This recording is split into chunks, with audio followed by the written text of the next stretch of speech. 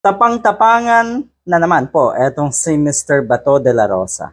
Araw-araw daw po siyang binubugbog. Araw-araw daw po siyang sinisiraan. Kasama na siyempre si Digong. Yan naman ang punto ng mga yan eh. Pamumulitika daw ang ginagawang ito ng mga kongresista.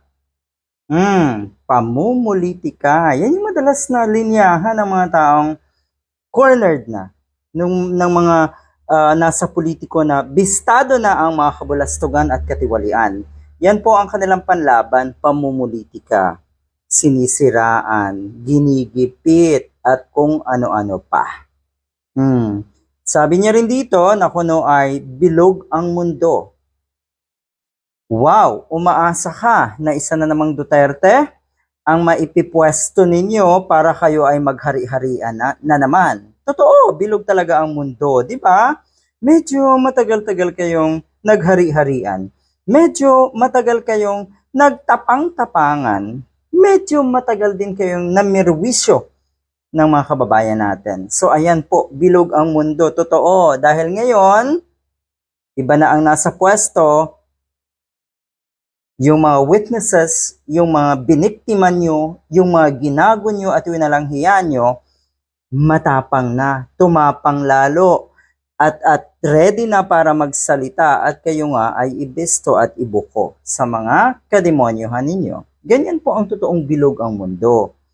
Kaya lang kasi, pwedeng sabihin na totoong bilog ang mundo, pero kayo, dahil sa sumobra kayo sa kasamaan nyo, mananatili na kayo dyan at hindi na kayo makakaahon. Hindi na kayo makakasabay, ika nga, sa pag-ikot ng mundo. Good luck. Ito po ang tinura na si Mr. Bato de la Rosa. Si Duterte daw ay ni minsan hindi nag-retaliate, hindi daw yan or hindi daw ginamit ni minsan ang kanyang political capacity para gantihan ang mga taong ayaw sa kanya, ayaw sa kabulastugan niya, ayaw sa kawalang-hiyaan niya, at yung mga taong nasa gobyerno, syempre, mga politiko na nagtatrabaho naman ng maayos. Yan ang sinabi natong si Mr. Bato de la Rosa. Pakinggan nga natin. Kakaiba, no? Tapang-tapangan dahil syempre, siya ngayon ay, or nagbibigay siya ng talumpati sa harap ng kanyang mga kaalyado dyan sa PDP laban. Ito po ang kanyang mensahe. Sa Quad Committee ng House of Representatives, na araw-araw binubugbog tayo. Hindi ako papayag. Hindi ako papayag na tayo'y bubugbugin na lang na forever. Lalaban tayo. Oo, lalaban daw si Bato.